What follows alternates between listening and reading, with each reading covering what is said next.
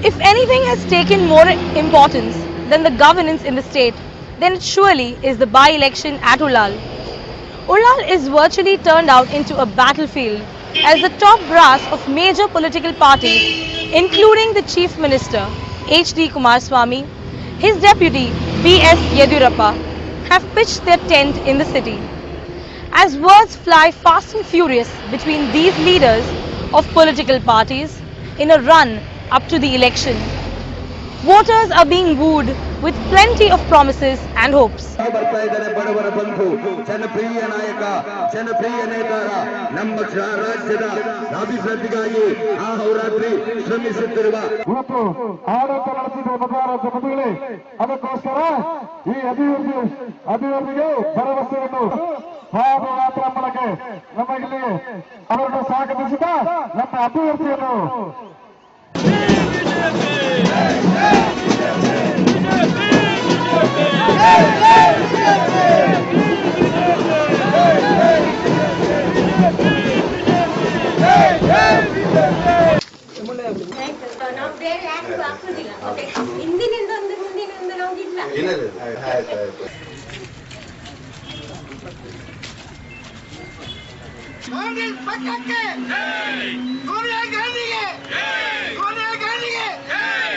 ಒಟ್ಟು 52 ಮತಗಟ್ಟೆಗಳನ್ನು ಅತಿ ಸೂಕ್ಷ್ಮ ಅಂತ ಹೇಳಿ ಗುರುತಿಸಲಾಗಿದೆ. 70 ಮತಗಟ್ಟೆಗಳನ್ನು ಸೂಕ್ಷ್ಮ ಅಂತ ಹೇಳಿ ಗುರುತಿಸಲಾಗಿದೆ. ಇನ್ನು ಉಳಿದಿರತಕ್ಕಂಥ 18 ಮತಗಟ್ಟೆಗಳನ್ನು ಸಾಮಾನ್ಯ ಮತಗಟ್ಟೆಗಳೆಂದು ಗುರುತಿಸಲಾಗಿದೆ. ಈಗ ಸುಮಾರು 1,60,862 1,60,862 is our final figure for total number of voters.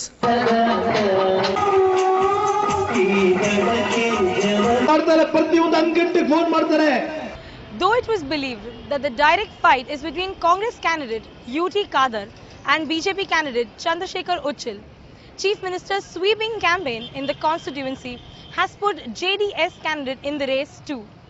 Yet, despite all the circus and gymnastics by the various parties, none of them can say that it would win the election by a whooping margin. JDS ನಿಂದ ಒಬ್ಬ ಅಲ್ಪಸಂಖ್ಯಾತರನ್ನು ನಿಲ್ಲಿಸಿದರೆ Congress ವೋಟನ್ನ split ಮಾಡಬಹುದು, ವಿಭಜನೆ ಮಾಡಬಹುದು, divide ಮಾಡಬಹುದು ಅನ್ನೋ ಕಾರಣಕ್ಕೋಸ್ಕರ ಆ ಮೂಲಕ ಬಿಜೆಪಿಯನ್ನ ಗೆಲ್ಲಿಸಬೇಕು, ಕಾಂಗ್ರೆಸ್ ಅನ್ನ ಸೋಲಿಸಬೇಕು ಅಂತಕ್ಕಂಥ ಒಂದು ಊಹಾಪೋದ ಸುದ್ದಿಗಳನ್ನು ಕ್ಷೇತ್ರದ ಉದ್ದಗಲಕ್ಕೂ ಸೃಷ್ಟಿ ಮಾಡಿರ್ತಕ್ಕಂಥದ್ದೇನಿದೆ. ನಮ್ಮ ಪಕ್ಷದ ಅಭ್ಯರ್ಥಿಯನ್ನು ಚುನಾವಣೆ ಕಣಕ್ಕೆ ಇಳಿಸಿರ್ತಕ್ಕಂಥದ್ದು ಮತ್ತೊಂದು ಪಕ್ಷಕ್ಕೆ ನೆರವು ನೀಡಲಿಕ್ಕೆ ಅನ್ನೋ ಒಂದು ರೀತಿಯಲ್ಲಿ ಅಪಪ್ರಚಾರವನ್ನು ಮಾಡ್ತಾ ಇದ್ದಾರೆ. ನಾನು ಈ ಕ್ಷೇತ್ರದ ಮತದಾರರಲ್ಲಿ ಅತ್ಯಂತ ವಿನಯಪೂರ್ವಕವಾಗಿ ಮನವಿಯನ್ನು ಮಾಡಲಿಕ್ಕೆ ಬಯಸ್ತೀನಿ. ಇವತ್ತು ಈ ಒಂದು ಕ್ಷೇತ್ರದಿಂದ ಅಭ್ಯರ್ಥಿಯಾಗಿ ಏನು ಚುನಾವಣಾ ಕಣಕ್ಕೆ ಇಳಿಸಿದ್ದೇವೆ ನಮ್ಮ ಪಕ್ಷದಿಂದ, ಈ ಕ್ಷೇತ್ರದ ಮತದಾರರ ಒಲವನ್ನು ನಾವು ಪಡಿಲೇಬೇಕು ಅನ್ನೋ ದೃಷ್ಟಿಯಿಂದ ಈ ಕ್ಷೇತ್ರದಲ್ಲಿ ಚುನಾವಣೆಯಲ್ಲಿ ಗೆಲ್ಲೇಬೇಕು ಅನ್ನೋ ಒಂದು ದೃಷ್ಟಿಯಿಂದ ಮೊದಲನೇ ಬಾರಿಗೆ ಬಹಳ ಗಂಭೀರವಾದಂಥ ಒಂದು ಸ್ಪರ್ಧೆಯನ್ನು ಒಡ್ಡುತ್ತಾ ಇದ್ದೇವೆ. ಉದ್ದೇಶ ಇಷ್ಟೇ, ಗೊಂದಲಗಳನ್ನು ಸೃಷ್ಟಿ ಮಾಡ್ತಕ್ಕಂಥದ್ದು ಚುನಾವಣಾ ತಂತ್ರ. ಇಂತಹ ಚುನಾವಣಾ ತಂತ್ರಗಳಿಂದ ಉಲ್ಲಾಳ ವಿಧಾನಸಭಾ ಕ್ಷೇತ್ರದ ಮತದಾರರನ್ನ ಮರಳು ಮಾಡೋದಕ್ಕೆ ಸಾಧ್ಯ ಆಗೋದಿಲ್ಲ ಅಂತಕ್ಕಂಥದ್ದನ್ನು ನಾವು ಸ್ಪಷ್ಟ ಮಾಡಬೇಕಾಗಿದೆ. It is often said that people who sit in glass houses should shun from pelting stones. But this long-held belief has been thrown into winds in Ullal as people in power and those who are vying to get into power are busy hurling bombshells at each other. Their theory seems to be that everything is fair in love and war. Ullal election has virtually turned into war with bigwigs of BJP, Congress and JDS making city their abode. ನಾನು ಅಲ್ಪಸಂಖ್ಯಾತ Muslim ಬಂಧುಗಳಲ್ಲಿ ಒಂದು ಕಿವಿ ಮಾತನ್ನು ಹೇಳಕ್ಕೆ ಇಚ್ಛೆ ಪಡ್ತೇನೆ. ನಮ್ಮ ಕಾಂಗ್ರೆಸ್ಸಿನ ಸ್ನೇಹಿತರು ನಿಮ್ಮನ್ನ ವೋಟ್ ಬ್ಯಾಂಕ್ ಮಾಡಿಕೊಂಡು ನಿಮಗೆ ಇಲ್ಲ ಸಲ್ಲದ ಭರವಸೆಯನ್ನು ಕೊಟ್ಟು ಅಭಿವೃದ್ಧಿ ಕಾರ್ಯದ ಕಡೆ ಗಮನ ಕೊಡಲಿಲ್ಲ. ಆದರೆ ಕಳೆದ 15 ತಿಂಗಳಲ್ಲಿ ಬಿಜೆಪಿ ಜೆಡಿಎಸ್ ಸಮ್ಮಿಶ್ರ ಸರ್ಕಾರ ಅಲ್ಪಸಂಖ್ಯಾತರಿಗೆ ಕೊಟ್ಟಿರುವಷ್ಟು ಸವಲತ್ತು ಹಿಂದೆ ಅವರಿಂದ ಅಧಿಕಾರ ಪಡೆದಂಥ ಕಾಂಗ್ರೆಸ್ನವರು ಕೊಟ್ಟಿರಲಿಲ್ಲ. ನಾನು ಕಾಂಗ್ರೆಸ್ಸಿನ ಸ್ನೇಹಿತರಿಗೆ ಒಂದು ಕಿವಿ ಮಾತನ್ನು ಹೇಳಕ್ಕೆ ಇಚ್ಛಪಡ್ತೇನೆ. ಇವತ್ತು 15 ತಿಂಗಳಲ್ಲಿ ನಾವು ಹಿಂದುಳಿದ ವರ್ಗದವರಿಗೆ, ಪರಿಶಿಷ್ಟ ಜಾತಿ ಪರಿಶಿಷ್ಟ ವರ್ಗದ ಜನರಿಗೆ, ಅಲ್ಪಸಂಖ್ಯಾತರಿಗೆ ಏನು ಸವಲತ್ತು ಕೊಟ್ಟಿದ್ದೇವೆ ಅದರ ಆಧಾರದ ಮೇಲೆ ಚರ್ಚೆ ಮಾಡೋಣ. ನನ್ನ ಲೆಕ್ಕದ ಪ್ರಕಾರ ಕಳೆದ 15 ತಿಂಗಳಲ್ಲಿ 2 ಬಜೆಟ್ನಲ್ಲಿ ಕನಿಷ್ಠ 40 ಲಕ್ಷ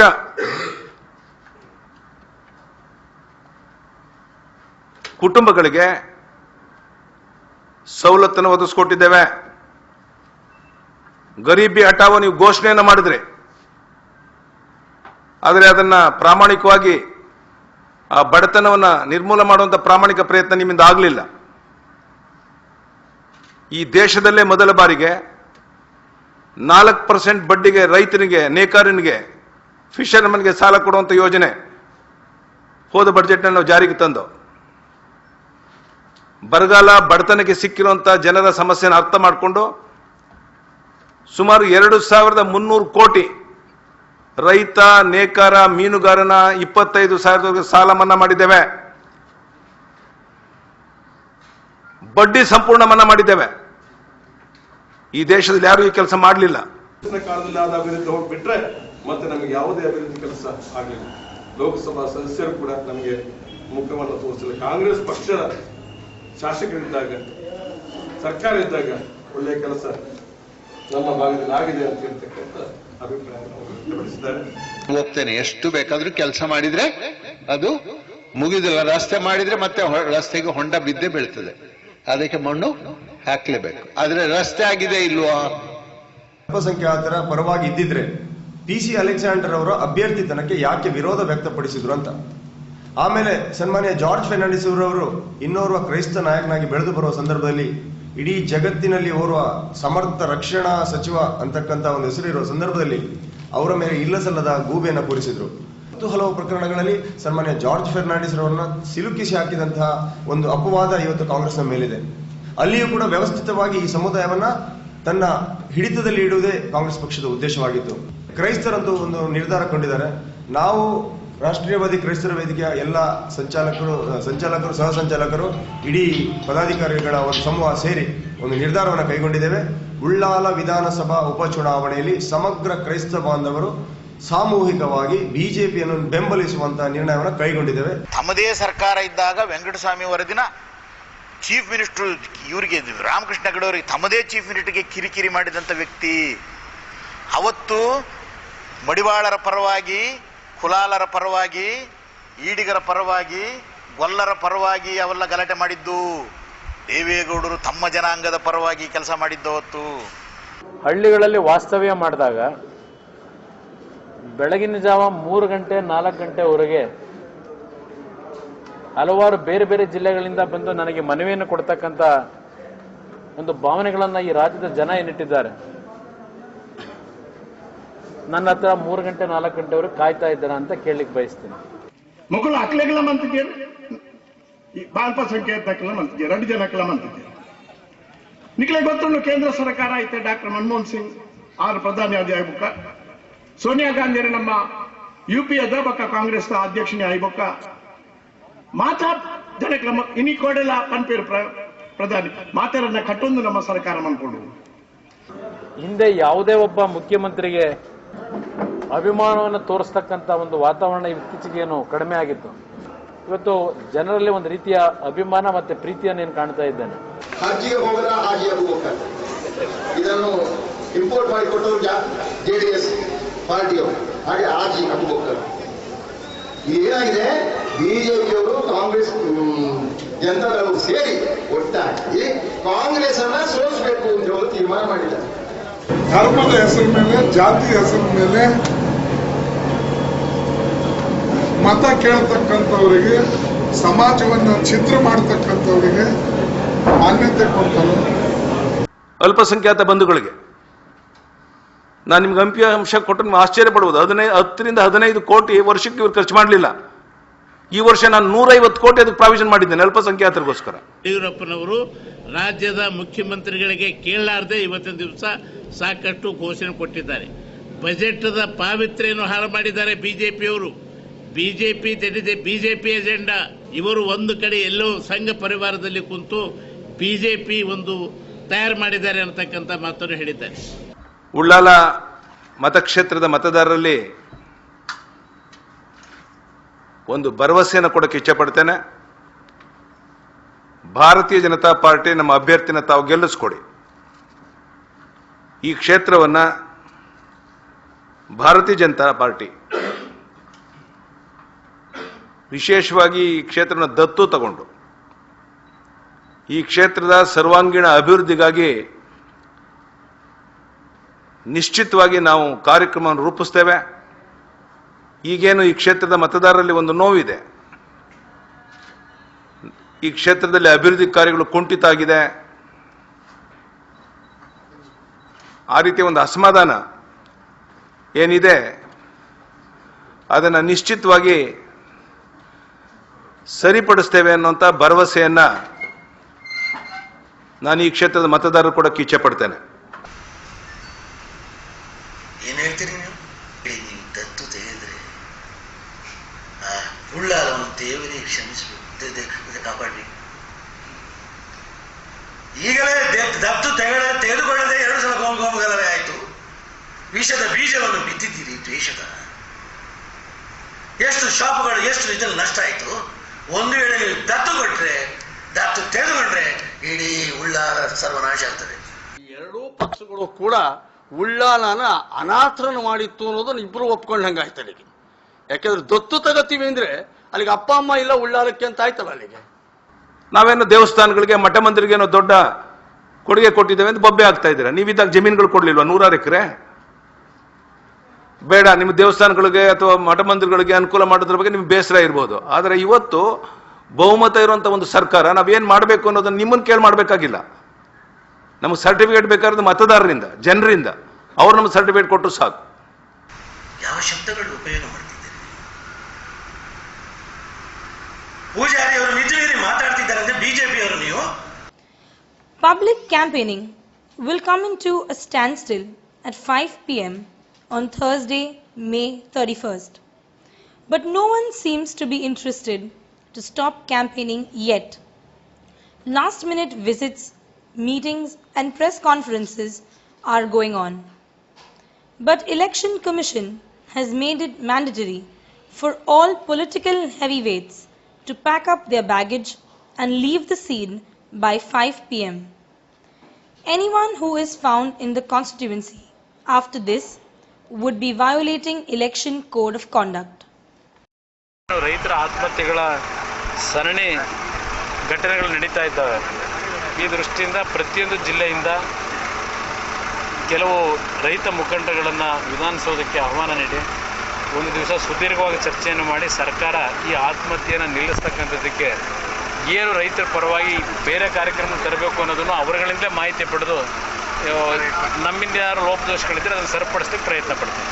ಆತ್ಮಹತ್ಯೆ ಜಾಸ್ತಿ ಆಗಿದೆ, ನಾನು ರಾಜೀನಾಮೆ ಕೊಡ್ತೇನೆ ಅಂತ ಹೇಳುವಂತ ಮುಖ್ಯಮಂತ್ರಿಯವರೇ,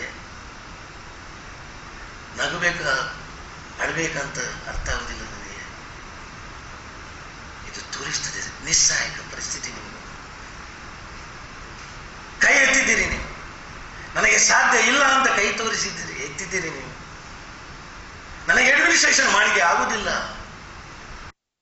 ನಾನೇ ರಾಜೀನಾಮೆ ಕೊಟ್ಟು ಹೊರಗೆ ಬರ್ತೇನೆ ಅಂತ ಹೇಳ್ತಿದ್ದೀರಿ. ನಿಮ್ಮ ಪರಿಸ್ಥಿತಿ ಇವತ್ತು ಚಿಂತಾಜನಕ ಪರಿಸ್ಥಿತಿ. ಕಾಂಗ್ರೆಸ್ ಪಕ್ಷದ ಎಲ್ಲ ಅತಿರಥ ಮಹಾರಥರುಗಳು, ಅದರಲ್ಲೂ ಮಂಗಳೂರಿನ ಸುದೀರ್ಘ ರಾಜಕಾರಣದಲ್ಲಿ ಇದ್ದಂಥ ಹಲವಾರು ಜನ ಹಿರಿಯ ನಾಯಕರುಗಳು, ಕಾಂಗ್ರೆಸ್ ಪಕ್ಷದ ನಾಯಕರುಗಳು, ಅವರ ಹೇಳಿಕೆಗಳನ್ನೆಲ್ಲ ನಾನು ಗಮನಿಸಿದ್ದೇನೆ.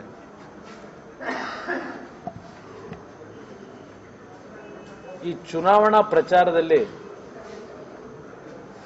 ವೈಯಕ್ತಿಕವಾಗಿರ್ತಕ್ಕಂಥ ಟೀಕೆಗಳಿಗೆ ಬಿಟ್ಟರೆ ಮತದಾರರು ಇಲ್ಲಿ ಏನೋ ಒಂದು ಈ ಕ್ಷೇತ್ರದಲ್ಲಿ ಇರ್ತಕ್ಕಂಥ ನಾಗರಿಕ ಬಂಧುಗಳು ಯಾವುದೇ ಸಮಾಜಕ್ಕೆ ಸೇರಿರಲಿ, ಅವರ ದಿನನಿತ್ಯದ ಸಮಸ್ಯೆಗಳಿಗೆ ಇಲ್ಲಿ ಆಯಾ ಪಕ್ಷಗಳು ಚುನಾವಣೆಯಲ್ಲಿ ಗೆದ್ರೆ ನಾವು ಏನು ಒಂದು ಸಮಸ್ಯೆಗಳನ್ನ ಬಗೆಹರಿಸ್ತಕ್ಕಂಥದ್ದು ಕೆಲಸ ಮಾಡ್ತೀವಿ ಅನ್ನೋ ವಿಷಯವನ್ನ ಇಲ್ಲಿಯವರೆಗೆ ಪ್ರಮುಖವಾಗಿ ಕಾಂಗ್ರೆಸ್ ಪಕ್ಷದ ನಾಯಕರುಗಳು ಪ್ರಸ್ತಾಪವನ್ನೇ ಮಾಡಲಿಲ್ಲ.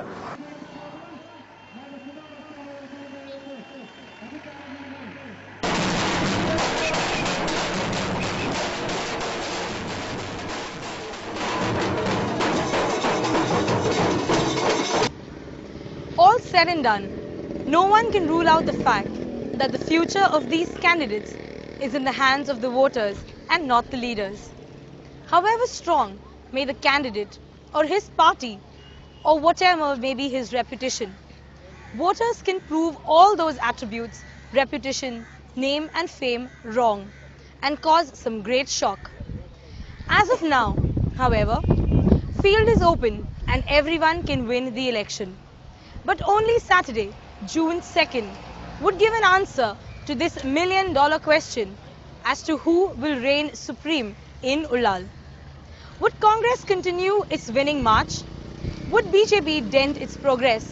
Or would JDS shatter the dreams of both Congress and BJP by garnering some surprise votes? But for the time being, let's just keep our fingers crossed and wait for the day.